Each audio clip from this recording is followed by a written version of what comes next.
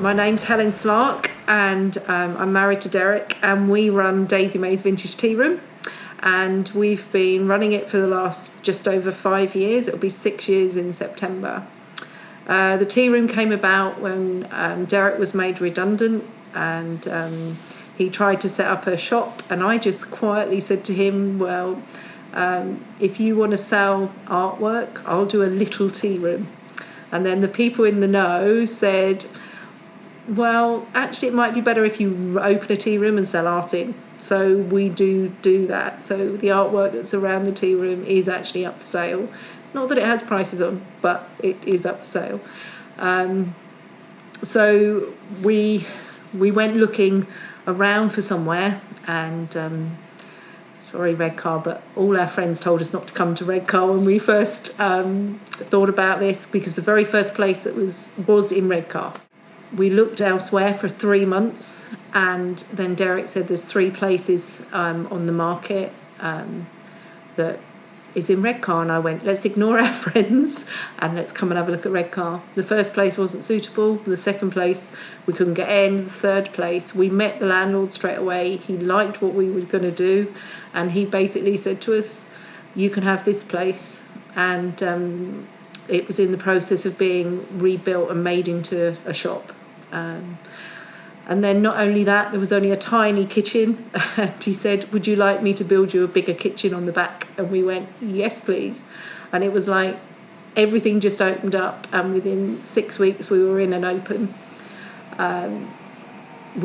Sadly we had people in Redcar even say, why are you opening something like this here? Because it's a little bit posh, I suppose. For some people they would say it's posh, but it's not. To us it's homely, and we've made it so that it's lovely for people to, doesn't matter who they are, to come in and relax and just stop. Now all this wasn't just done without a lot of prayer. As Christians, we've prayed a lot before we started opening. We wanted it to be the right place. We wanted it to be what God wanted. We had lots of friends help us paint the tables and chairs. Everything was second hand, and even the landlord gave us the display fridge and gave us all the bits for the kitchen. It was like everything just fell in our lap, and if this isn't God, I don't know what is, because of the way that it just happened. It was amazing. And then we opened in September, and everybody's going, oh, it's the end of the season. And it wasn't easy, but it was good, and just slowly it's built up. Financially, God has never let us down. We've found we've had enough money, and yeah, we've had girls work for us from different sort of Redcar. We've tried to keep most of them in Redcar, so we're supporting the local economy. Derek and I try and pray every morning before we open, so that the Holy Spirit is around, hovering, and we've even been praying sort of for outside area as well, that God will touch people as they walk past. We don't know what he does. We just know we're sent here. We don't know why we were sent here, but we just want God to bless everybody that comes in. So occasionally we get people that are upset, and we'll offer to pray. But if we don't actually pray with them and it's not right, then what we'll actually do is the girls, because one of them's definitely a Christian, will actually pray in the kitchen for them. If we hear somebody's got cancer, or they talk about a friend that's really sick, obviously when you're wandering around you hear the conversations. We will pray for them, but we try and treat everybody fairly.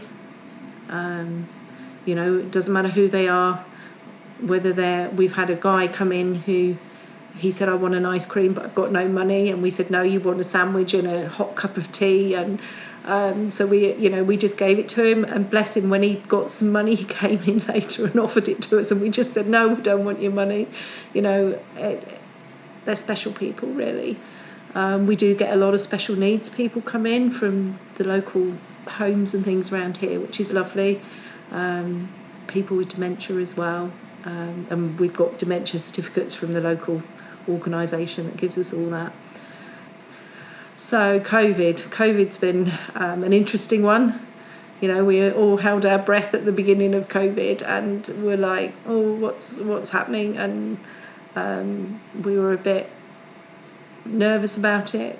But even during COVID, God financially has not let us down.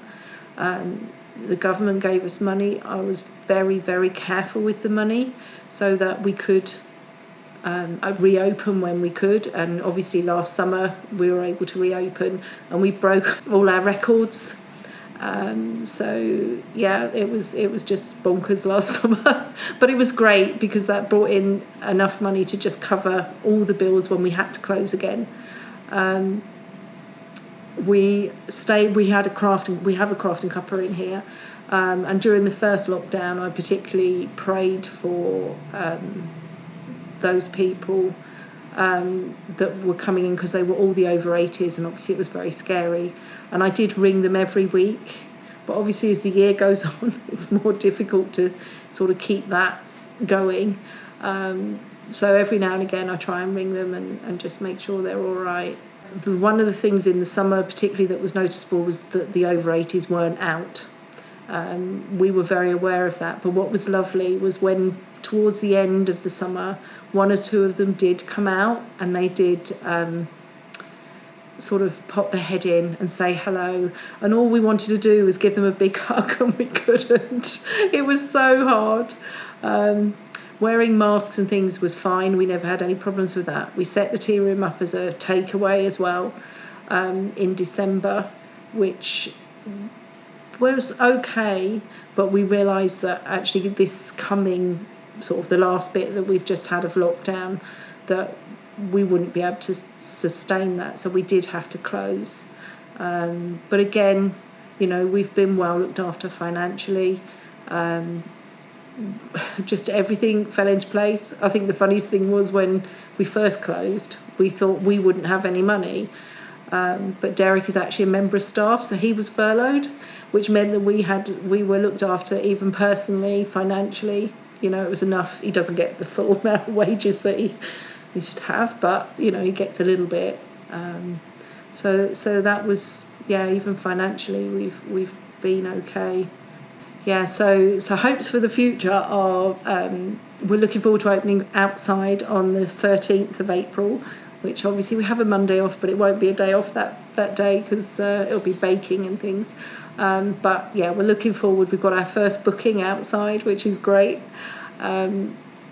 Obviously we've prayed a lot during lockdown as well for the tea room and what it's going to look like when we do eventually open. And we've got the new barriers which we got this year with the government money, so they'll be put up with the tables and chairs that we had out last summer, and then looking forward to sort of May when we can actually open the tea room. We're not actually sure how it will be set up because we'll still do a bit of takeaway as well, which we will start again in April. But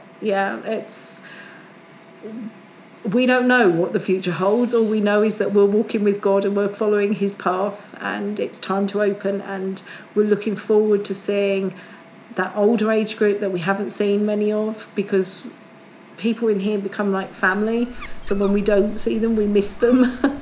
We're here to serve God, and if all we do is pray for somebody, that's what it's about.